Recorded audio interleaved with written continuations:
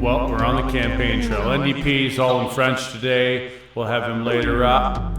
We got O'Toole. He was out in Nova Scotia yesterday. And Trudeau is just doing the bash the party thing. Is it working? Looks like it is in the polls. Comments But below. the polls all right now are saying that it doesn't look like there's a majority. I think it's very clear that the debates we've had during this election, the issues brought forward across the country, have shown some pretty stark differences in how the various governments, various parties approach the big issues facing Canadians. And I must say what I said. I listened to Mr. Chrétien and I listened to Mr. Mulroney, and I said, they are so much more interesting than the new ones. Maybe I don't want to compare myself with Mr. Bouchard. To get things done, to make the country better, to build up Canada and unite it, not tear it down and divide it. That is why we created Canada's Recovery Plan.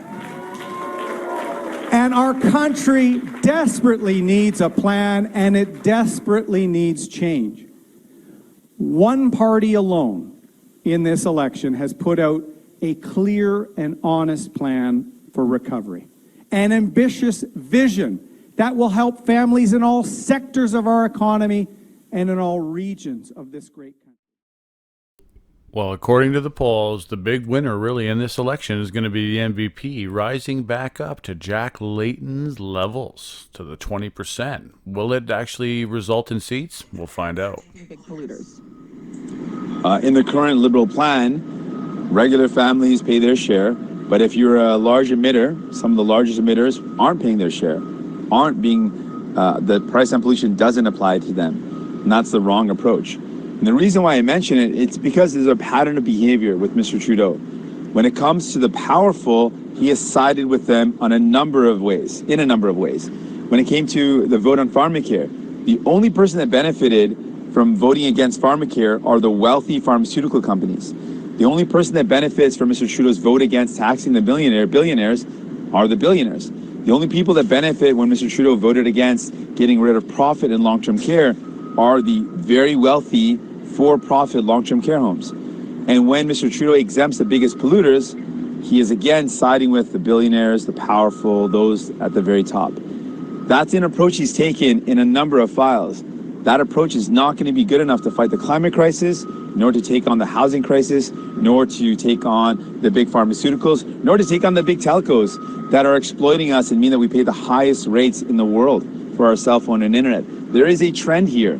He has sided with the super rich time and time again, and people pay the price. And we're making the case to folks, that is not a good choice. Do not go that way. You Democrats are there for you. We're going to fight for you. We're going to lift you up. Erin O'Toole can't even get his own candidates to be vaccinated. How's he going to end this pandemic for good? He's more interested in standing up for the rights of anti-vaxxers within his own party than he is in standing up for the rights of people who've done the right things and want to get back to normal and want to keep their kids safe. That's a clear and stark choice that Canadians deserve to weigh in on. Canadians know we have to be even more ambitious on the fight against climate change. And a few months from now, the Canadian government is going to go to Glasgow to indicate its further commitment to stepping up on the fight against climate change and transforming the world for the better with good, clean jobs. I can't imagine Erin O'Toole standing there and telling the world that Canada's actually going to go backwards in its targets, because we have set new Paris targets as of a number of months ago, and he wants to bring us back to Stephen Harper's old targets of 6 years ago. That is something that Canadians would be deeply ashamed of.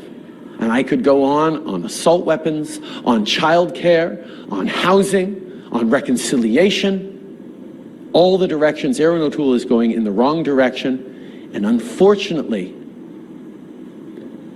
the NDP, the Bloc, the Green Party cannot stop Erin O'Toole from governing, and they cannot make sure that Canada does the big things we need to do. They weren't able to do it under a Harper government. They wouldn't be able to do it under an O'Toole government.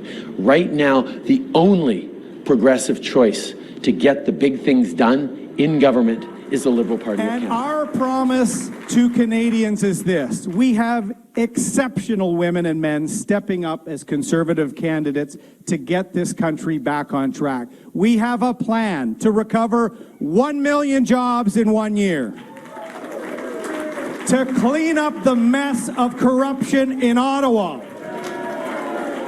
to deliver on a national leadership approach and a plan for mental health, to dedicate nearly $60 billion to rebuilding our public health system, to balance the budget, to build 1 million more homes, to get inflation under control, and to make life more affordable finally.